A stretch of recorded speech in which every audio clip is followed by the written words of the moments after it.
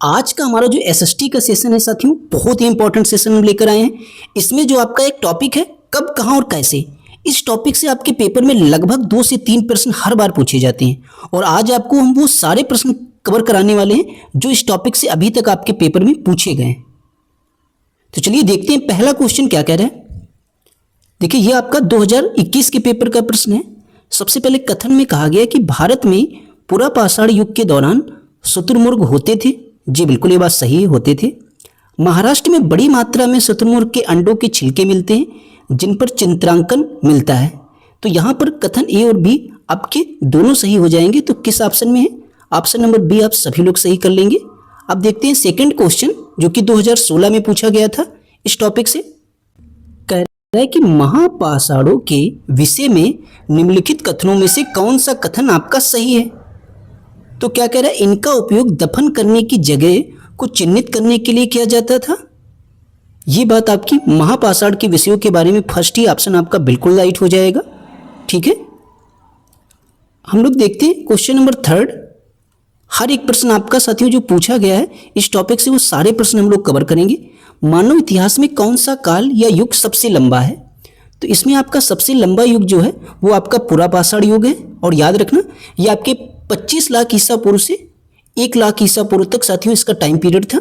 सभी लोग याद रखेंगे इस बात को। तो आप सभी लोग ऑप्शन नंबर ए को सही कर लेंगे। आप देखिए ये आपका रिसेंटली 2023 में इस टॉपिक से प्रश्न पूछा गया था। इसको ध्यान से सभी लोग देखेंगे। कह रहा है कि कथन ए में बताया गया कि करीब 2500 वर्ष पूर्व लोहे के औजारों जिनमें जंगलों के साफ करने के लिए कुल्हाड़ियां, जुताई के लिए हलों के आपके फल शामिल थे के बढ़ते प्रयोग का प्रमाण भी मिलता है। कृषि उत्पादन में बढ़ोतरी के लिए उपयोगी थे। फिर कह रहा है कि लगभग 2500 वर्ष पूर्व तक अनेक शहर विकसित हुए थे। तो आप लोगों को बताना ए सही है क्या बी गलत है। तो ये जो क्वेश्चन नंबर 4 है इसका जवाब आप लोगों को याद रखना है। यहां पर ए और बी दोनों बातें सही हैं। ए तथा बी में संबंध भी है। ठीक है, क्वेश्चन नंबर आपसे देखते हैं 5 क्या कह रहे हैं। ये देखिए 2023 से 2 में पूछा गया था कि मध्य पाषाण युग को निम्नलिखित में से किस परिवर्तन के द्वारा चिन्हित किया गया था? तो इसको जो चिन्हित किया गया था याद रखना घास वाले मैदान बनने के रूप में चिन्हित किया गया था। क्वेश्चन नंबर 6 क्या कह रहा है, राहट, चरखे एवं अग्निशास्त्रों का आविष्कार खालिस्तान किस काल में हुआ था? तो इन सभी का जो आविष्कार था वो आपके मध्यकाल में हुआ था। ठीक है, सी विकल्प आप सभी लोग सही कर लेंगे। क्वेश्चन नंबर 7 क्या कह रहा है, यहां पर आपसे कहता है कि एक महापाषाण कब्र में 2 कंकालों के अवशेष थे। इन दोनों में से महिला के कंकाल का अनुमान लगाने हेतु देखना होगा। तो हम लोग हड्डियों की संरचना को देखेंगे या कंकालों के साथ मिले आभूषण को या कंकालों के आकारों को या कंकालों के साथ मिले खाने पकाने के बर्तनों को। तो आप ही बताइए, अगर महिला कंकाल के अनुमान लगाना है तो हम लोग उसकी हड्डियों की संरचना के माध्यम से लगाना होगा। तो यहाँ पर आप सभी लोग केवल ए विकल्प सही कर लेंगे जो कि आपके ऑप्शन नंबर सी में दे रखा गया है। काफ़ी इंपॉर्टेंट क्वेश्चन था ये। अब देखिए यहाँ पर आपसे कहता है कि प्रारंभिक काल से शुरू करके आरोही क्रम में निम्नलिखित को सजाएं। तो देखिए वेदों की रचना की शुरुआत या महापाषाणों के निर्माण की शुरुआत, देखिए यहाँ पर ये जो सारी चीज़ें ऑलरेडी आपके आरोही क्रम में लगी हुई हैं, सजी हुई हैं। तो आपको सिर्फ देखा जाए A B C D, option number आप लोगों को सी सही कर लेना है। ठीक है, ये इनका आरोही क्रम ही है। क्वेश्चन नंबर हम लोग देखते हैं 9 क्या कह रहे हैं। यहाँ पर आपसे पूछता है कि हाल के काल से शुरू करके उल्टा यानी अवरोही क्रम में निम्नलिखित को सजाएं। चलिए देखते हैं इन लोगों को हम लोग। ऑप्शन आपके कौन कौन से हैं? तो अवरोही क्रम में सबसे पहला आपका जो विकल्प आएगा अरिक्का, मेडू, पत्तन में बसना। तो सी आपका सबसे पहले आ जाएगा उल्टा क्रम में जब इसको रखेंगे। इसके बाद में आपके संगम साहित्य की रचना की शुरुआत करना। इसके बाद हम लोग डी को लिख लेंगे।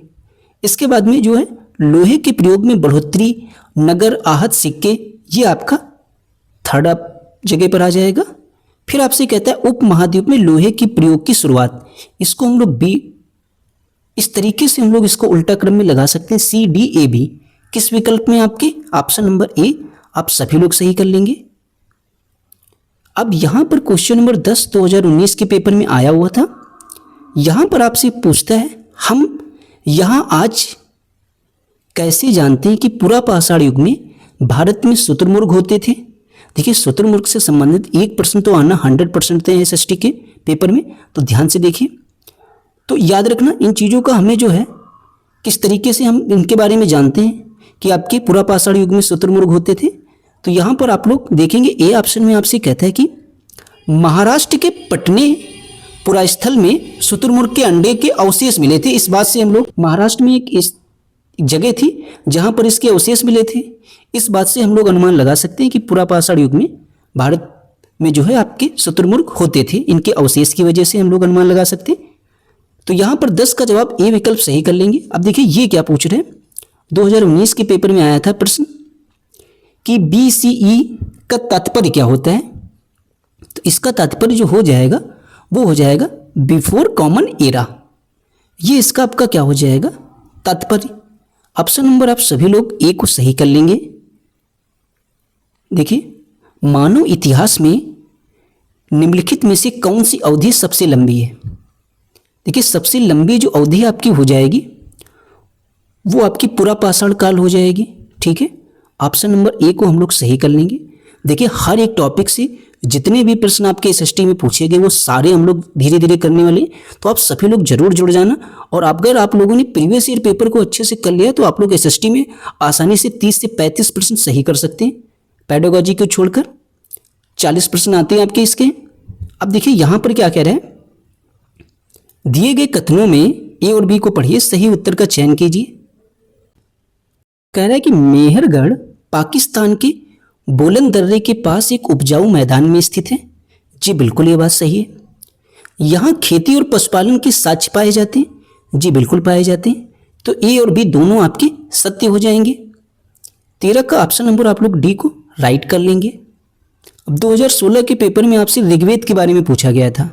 ये क्वेश्चन का जवाब आपकी किताब में गलत दे रखा गया है। इस तीनों में यहाँ पर जो तीनों बातें आपके बाद कथन है 3, इसमें से सिर्फ एक ही कथन आपके ऋग्वेद के विषय में सही है कि इसमें 1000 से अधिक प्रार्थनाएं थी, और वो आपका ऐसा कोई भी ऑप्शन दिख नहीं रहा है। ठीक है, तो यहाँ पर आप सभी लोग जो है, वैसे तो ऑप्शन नंबर आप सभी लोग ए को सही कर लेंगे। ठीक है, 3 सही हैं, बाकी 1 और 2 गलत हैं। क्वेश्चन नंबर हम लोग देखते हैं आपका 15 क्या कह रहा है। मिलान वाला प्रश्न है, 2023 शिफ्ट 2 में पूछा गया था। चलिए इसको हम लोग ध्यान से समझते हैं। तो संगम साहित्य की आपकी रचना कब हुई थी? तो याद रखना 300 ईसा पूर्व से 300 तक, 300 BCE से 300 CE तक। तो इसको हम लोग ए को सेकंड से मिला देंगे। इसके बाद में आपका पश्चिमोत्तर में सिकंदर का आक्रमण आपका कब हुआ था? तो इनका जो आक्रमण आपका हुआ था तो बी को हम लोग मिला देंगे 327 से 325 BC के बीच में हुआ था। तो बी को हम लोग मिला देंगे फर्स्ट से। ठीक है, इसके बाद में हर्षवर्धन का शासन आप सभी लोग जानते होंगे। इनका जो शासनकाल रहा था वो आपके 606 से आपके 647 के बीच तक रहा था। तो हम लोग सी को मिला देंगे आपके फोर्थ से। फिर आपका बोल रहा है कि सोइंग आपके यहाँ पर क्या दे रखा गया है, यहाँ पर साथियों गलत तरीके से लिखा हुआ है। यहाँ पर जो आपका हो जाएगा, इसको आप सभी लोग जो है डी को हम लोग थर्ड से मिला लेंगे। तो इस तरीके से आपका जो ऑप्शन सही हो जाएगा वो सी विकल्प सही हो जाएगा। यहाँ पर प्रश्न नंबर 16 कहता है कि इतिहास में तिथियों एवं वर्षों को सूचित करने के लिए प्रयोग में आने वाली वर्तमान के बारे में निम्नलिखित कथनों में से कौन सा कथन आपका सही है। चलिए देखते हैं। कह रहा अतीत ने वर्तमान को कैसे प्रभावित किया है, इसकी जांच किए बिना इतिहास पूर्ण रूप से अतीत पर निर्भर करता है। देखी जाए तो ये कथन आपका बिल्कुल राइट हो जाएगा।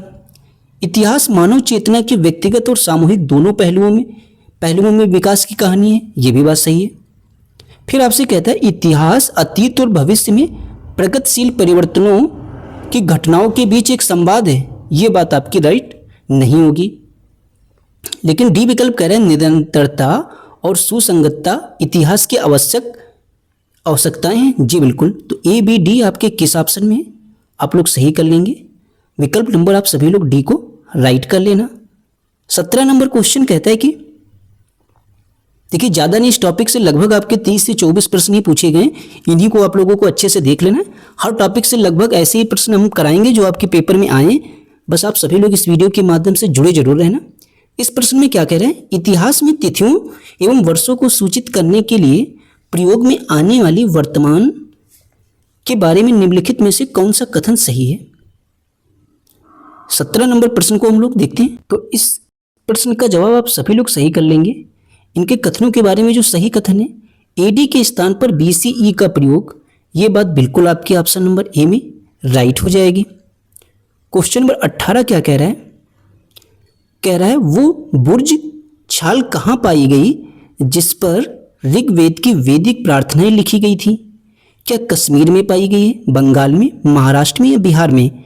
तो याद रखेंगे आपके कश्मीर में पाई गई थी। तो ऑप्शन नंबर ए को सही कर लेंगे। क्वेश्चन नंबर 19 क्या कह रहा है, देखिए 2023 का ये भी प्रश्न है, आपसे पूछता है कि पुरा पाषाण काल 20 लाख साल पहले से आपके 12,000 साल पहले के दौरान माना जाता है।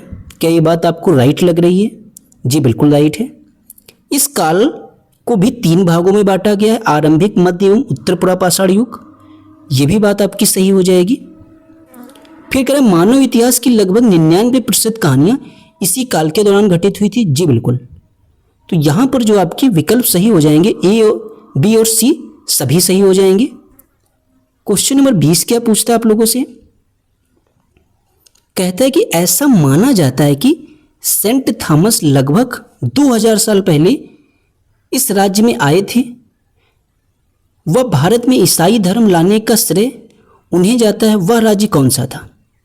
यानी भारत में ईसाई धर्म लाने का श्रेय इन्हें जाता है, सेंट थॉमस को। तो वो आपका राज्य था कौन सा जहां आपके ईसाई धर्म लाए थे? तो उस राज्य का नाम आप सभी लोगों को याद रखना, केरल था। तो ये इंपॉर्टेंट क्वेश्चन है, सी ऑप्शन आप सभी लोग सही कर लेंगे। 21 नंबर क्वेश्चन क्या कहता है कि निम्नलिखित वक्तव्यों ए और बी पर विचार करके सही उत्तर का चयन करें। तो देखिए कहता है कि हिंदुस्तान शब्द का अर्थ समय के साथ विकसित होता गया है। क्या ये बात आपको सही लग रही है 21 नंबर प्रश्न के बारे में? जी बिल्कुल ये सही है। 13वीं शताब्दी में इसका आशय पंजाब, हरियाणा और गंगा यमुना के बीच स्थित इलाकों से था। 16वीं शताब्दी में इस शब्द का प्रयोग उस उपमहाद्वीप के भूगोल और संस्कृति का वर्णन करने के लिए किया गया था। जी बिल्कुल। तो यहाँ पर आप सभी लोग ए विकल्प को सही कर लेंगे। ए और बी दोनों सही है, बी ए की सही व्याख्या भी करता है। क्वेश्चन नंबर 22 क्या कह रहा है, ये दोनों 2022 के प्रश्न हैं। इस प्रश्न में कहा गया कि महापाषाण क्या चिन्हित करने के लिए खड़े किए गए थे? तो जमीन के आधिपत्य को लिए, या आपके उपलब्धियों को अंकित करने के लिए, या परिवार में जन्म के लिए, या कब्रगाहों के लिए। तो इसमें जो महापाषाण के क्या चिन्हित करने के लिए खड़े किए गए थे, तो यहाँ पर आप सभी लोग कब्रगाहों के लिए खड़े किए गए थे। ठीक है, तो यहाँ पर आप सभी लोग ऑप्शन नंबर डी को राइट कर लेंगे। फिर यहाँ पर आपसे कहता है मैन्यूस्क्रिप्ट एक लैटिन भाषा से प्राप्त हुआ है, जिसमें मैन्यू शब्द का अर्थ क्या है? क्या मनुष्य होगा, या हाथ होगा, या लेख होगा, या बुद्धि होगा? तो आप लोग बताएंगे। मैन्यू शब्द का जो अर्थ हो जाएगा वो आपका हो जाएगा हाथ। तो बी ऑप्शन आप सभी लोग सही कर लेंगे। अब हमारा जो दूसरा चैप्टर है ये प्रारंभिक समाज स्टार्ट होगा, और इससे संबंधित जितने भी प्रश्न हैं लगभग कल 2 चैप्टर हम लोग कवर करेंगे। तो इस प्रश्न का जवाब आप सभी लोग हमको कल जब क्लास स्टार्ट करेंगे, या आप सभी लोग कमेंट बॉक्स में जरूर दे देंगे कि निम्नलिखित कथनों में से कौन सा आपके उपनिषद के संदर्भ में सही है। आपके पास 4 ऑप्शन है, तो आप सभी लोग कोशिश करके कमेंट बॉक्स में बताएंगे इस प्रश्न का जवाब। और इसी तरीके से हम आपके टॉपिक से, हर एक टॉपिक से जितने भी प्रश्न अभी तक आपकी सीटेट एसएसटी के पेपर में पूछे गए वो सारे हम लोग करेंगे धीरे धीरे। और आज की क्लास, आज के क्वेश्चंस अगर आप सभी लोगों को अच्छे लगे हों तो आप सभी लोग अपने सेशन को लाइक, शेयर, चैनल को सब्सक्राइब जरूर कर लेंगे। ठीक है साथियों, आप लोगों के सहयोग के बिना ऐसा तो संभव है नहीं कि ये चैनल आगे बढ़ सके, तो आप सभी लोग जरूर अपने भाई को आगे बढ़ाएंगे।